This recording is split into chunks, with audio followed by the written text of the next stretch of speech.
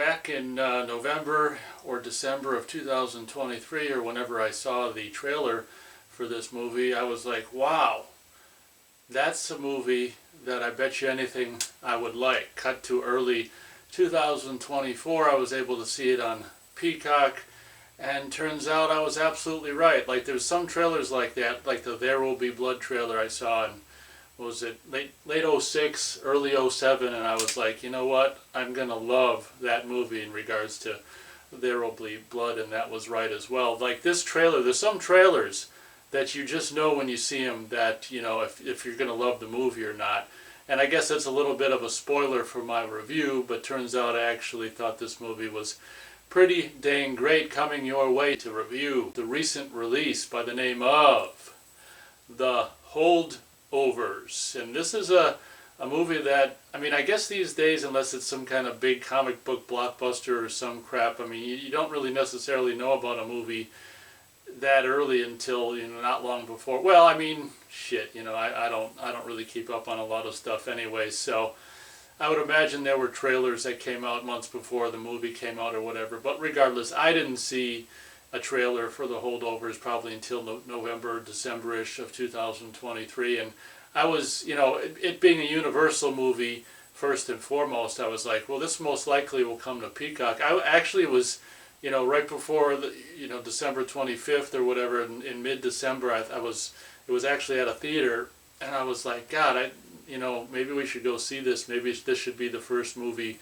that gets us back in the theater in a year, you know, since we've seen Avatar: Teal Wet People in 2022, and it turns out it was just such a short window, or I didn't know about it in time, that we just didn't do it. But cut to a couple weeks later, it did arrive, luckily, on Peacock. I was able to see it, and I got to tell you, you know, it's really cool. First and foremost, if you don't know anything about it, it takes place in the early 70s. I want to say 1970, and it transitions at the end to 71, I think, if I'm remembering correctly. But straight off the bat, just like with so many movies, you know, of recent years, like the one that comes to mind is, you know, House of the Devil, where, you know, that one is, I think that's trying to be like an 80s movie. That kind of feels more like a 70s movie. But you know, this one's going for, you know, it takes place in the early 70s, and it's going for it's kind of like, you know, the kind of the grindhouse thing, where it's going for that feel, and it's got the 70s era Universal logo, and it does like a retro version of like the Miramax logo and Focus features. You know, just as long as we're on the subject, I absolutely hate the Focus logo that O is out of focus. I mean, I understand why it is because of the name of the production company or whatever, but it's just so annoying to have that O out of focus. And, you know, the 70s, late 60s, early 70s, I'm assuming they did the Focus Features logo for this movie, the one that's at the beginning, like that. Much better. It'd be great if they could replace the you know, the contemporary blurry one with this one. But right off the bat, you know, recent movies have done this already and things where it's using all the old logos and this and that, and I always appreciate that, me being a child of the 70s who grew up in the late 70s and all of the 80s and things, so that's always really fun and nostalgic to see. But what's really cool about this, I looked it up on IMDb, and it probably was shot digitally, but what's really cool, same thing with kind of like Grindhouse to a lesser extent, but throughout the whole movie they added, you know, those artifacts, like subtle artifacts, to make it appear like it's on film, and, you know, maybe a print that's been shown several times and watching, you know, if you were watching it in the theater in the early 70s. And it's got, I'm assuming, I don't know if there's any original, like, new songs recorded for this movie. I know there's a Cat Stevens song. One can only assume the songs in this movie are all, you know, are all songs from the late 60s, early 70s. So it's got a lot of that kind of era music in it and stuff. And first off the bat, I mean, you don't really even have to do anything. All you got to do is present like that, a movie from the old days with all those old logos and stuff, and you're pretty much a win in my book. Didn't the Christmas Story, the one that came out on HBO Max last year, I think they had the 70s Warner Brothers logo, you know. I always get goosebumps when that kind of stuff happens. But anyway, if you know, I would imagine most people know the premise of this movie, but if you don't know, I'll just simply say that it's like I don't know what this is. Is this a college or a high school? I'm not exactly sure. It's some kind of, it might be some kind of private. Oh, it's like, oh, it might be a private boarding school, like a high school type situation. And what it is it's right during Christmas break, and you've got what the Holdovers are is just a group of kids who, for whatever reason, their families are unavailable, or for whatever reason, just logistic reasons or whatever, you've got a group of kids, and also in this case a staff member, a teacher, that is selected. The teacher's selected, I forgot exactly how, whatever, just bureaucratic bullshit, but the teacher selected the kids for whatever personal reasons are just to remain at this, you know, boarding school throughout the winter break, which is like 2 weeks or whatever. And the movie is just like dramatizes, if you will, the events that happen with this, you know, this unlikely pairing of, you know, it starts out as a group of kids, but they end up leaving because they're able to, one of these kids' dads has a helicopter, and helicopters in and picks them all up to go skiing, much like the premise on, it's kind of like a remake, kind of like a remake of The Dorm That Dripped Blood, honestly, if you really think about it that way. Like, it's the same thing, like, over Christmas breaks, you know, a handful of individuals stay to, in that case, close the school or whatever and try to sell off stuff. But yeah, this is a remake, an official remake of The Dorm That Dripped Blood. I mean, obviously it harkens back to other movies, like, you know, that one movie comes to mind that escapes me right now, with Dead Poets Society. Like, I think it has a similar ending and things. So this movie, you know, although it's, you know, I'd regard it as being a really pretty great achievement, it's hardly anything that hasn't been done before. But I mean, at this stage in the game, you know, the release here, 2023, I mean, it's hard to frickin' do something for the first time. So, but you know, I don't know exactly how many movies I saw in 2023, or the new movies. I know it was Exorcist Believer and something else. What the hell else was it? Godzilla -1, and it seems like there was something else we saw streaming. There was probably, I can't remember all the movies I saw from 2023, but I think hands down, I think unless I'm remembering incorrectly, this is probably my favorite of the few movies that I actually saw from that came out in 2023. Obviously, it's I don't know exactly. Okay, there must be in the East Coast because they drive to Boston or whatever. But the overall feeling of this movie, you know, kudos to the production and stuff for really doing a good job at capturing the late 60s, early 70s feel. And it's just so refreshing. I've said it before in reviews of movies of this type, you know, whether it's a contemporary movie that takes place in the past or whatever, but it's so refreshing to see a movie that came out now, or a contemporary movie that takes place in the past, where you don't have people, you know, holding phones, cell phones, and just have them, you know, their face buried in a cell phone and this and that kind of stuff. So it really, a movie like this is, you know, for someone of my generation is really. And I gotta tell you, you know, even though I'm a male, I'm a, you know, straight male and things, I mean, I've always been more of the sensitive variety, and I gotta tell you, it's both a positive, I think, and the more I thought about it, it's both a positive in my opinion, and kind of one of my criticisms of this movie as well, where it almost has like too many like points that are like tearjerker moments, like, you know, maybe 2 or 3 are fine, or one at the end, or, you know, one halfway through and one at the end or something. But it just seems like there's just, you know, like 4 or 5 or even maybe more separate occasions throughout this movie where it turns on the water wikes, if you know what I'm saying. And, you know, I guess that's an accomplishment, you know, of the, you know, the ability of the filmmakers to play with your emotions or whatever, or manipulate your emotions, however you want to put it.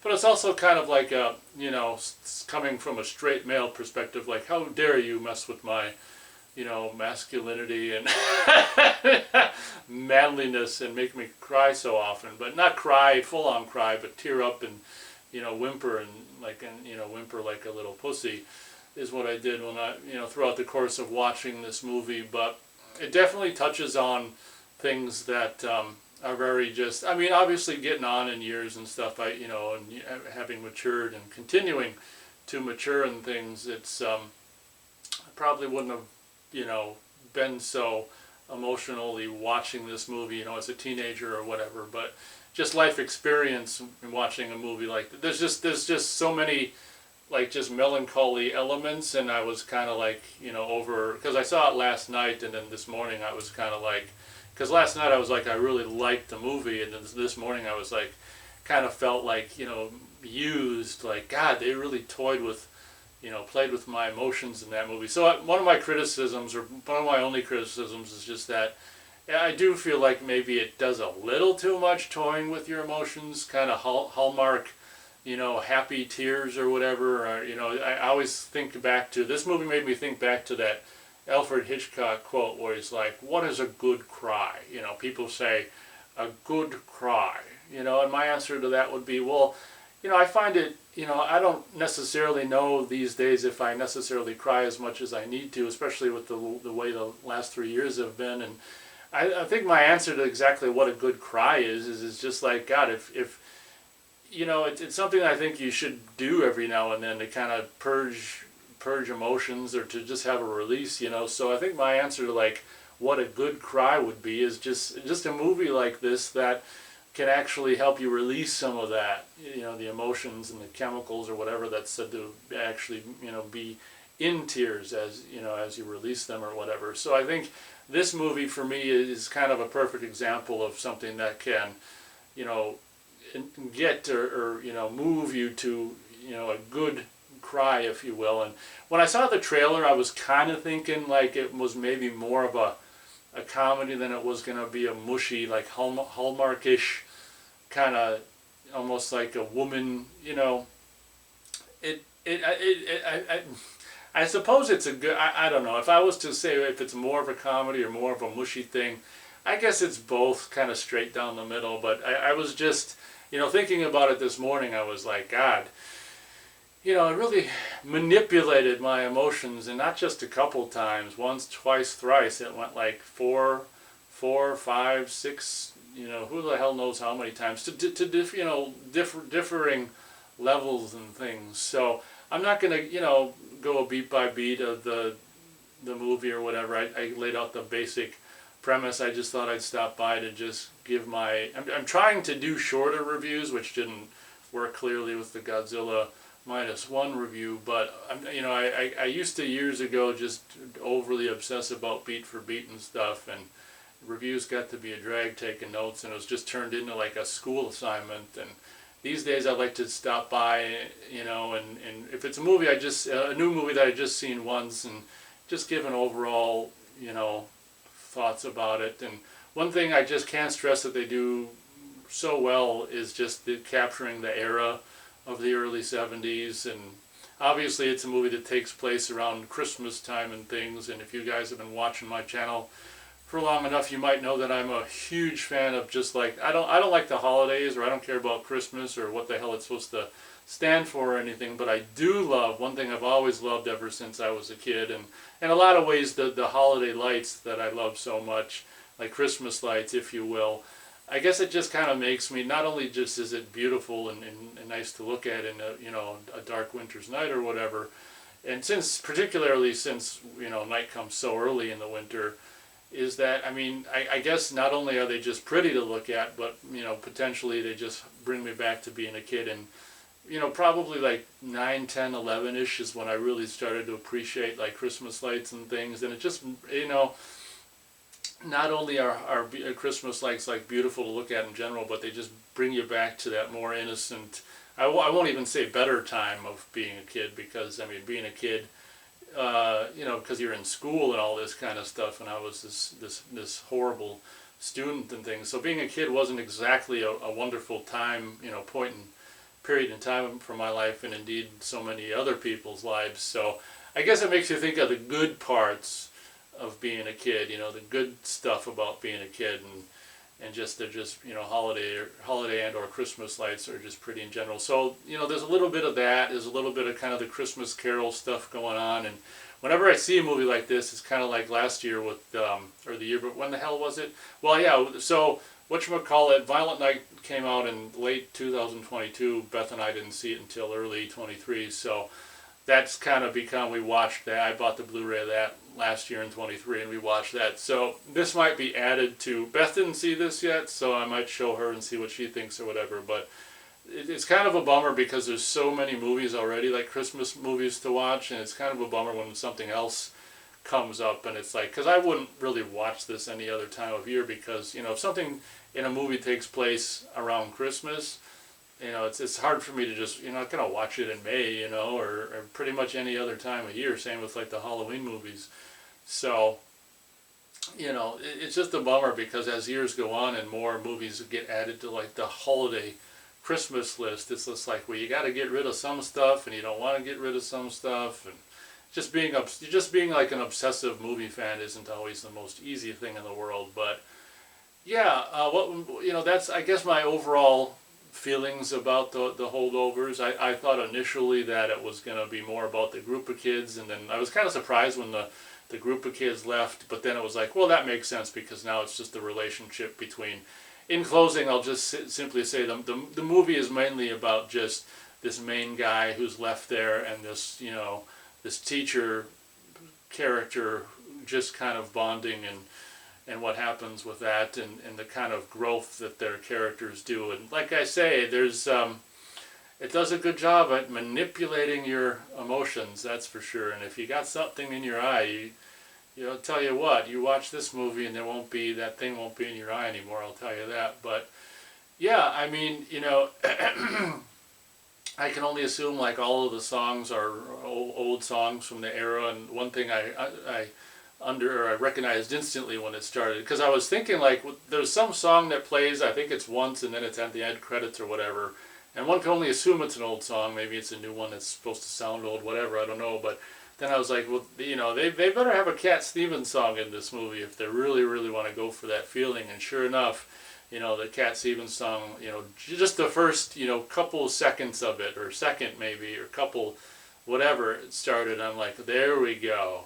You know, Cat Stevens, you gotta have, you know, if they hadn't had a Cat Stevens song in this movie, it would have been a major failure or whatever. So this movie, it like starts off, I guess it kind of feels like, you know, the first half of it is more comedic, and then maybe halfway through or whatever, it transitions maybe to be less about comedy and more about the sentimentality, and it just an examination of these two main characters, the teacher character and the student character, their personalities and how they kind of, you know, the trials and tribulations that they're going through or have gone through in their past, and just the bonding that goes on throughout the course of the movie. So it's you know, like I say, it's things, you know, it's nothing that hasn't been done before. It's a variation on things that have been done before, like Dorm That Drip Blood and or Dead Poets Society. But you know, it does it in its own, you know, way or whatever. And I definitely appreciate this,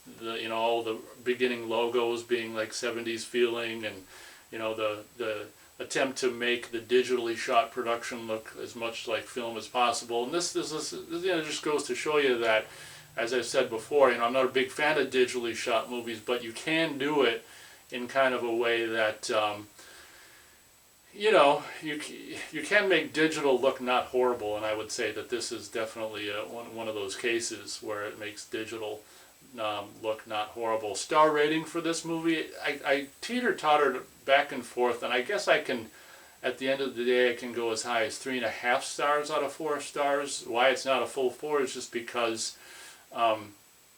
yeah, just the way it manipulates your emotions. I just feel like it's, you know, if it had been one sad beat halfway through and then a final sad/happy thing at the end, I wouldn't have felt as manipulated. But just the fact that it just manipulated me so many times, I'm just like, yeah, I feel manipulated. So you're going to get a 0.5 star knocked off your rating for that. But, you know, after I saw, or you know, when this movie was, you know, quarter in, halfway through, I'm like, yeah, I'm definitely buying this. But kind of like with Violent Night last year, or I should say early, well, it is 2000, okay, yeah. So last year, I'm like, you know, I didn't buy Violent Night. You know, we saw it in early 2023, and I obviously didn't bother to buy it until late 2023. And I might do the same thing with this because, you know, I'm not going to really, I might show Beth this, you know, relatively soon here, but after that, you know, the more it goes into the year and towards spring and stuff, you know, so I can just probably buy this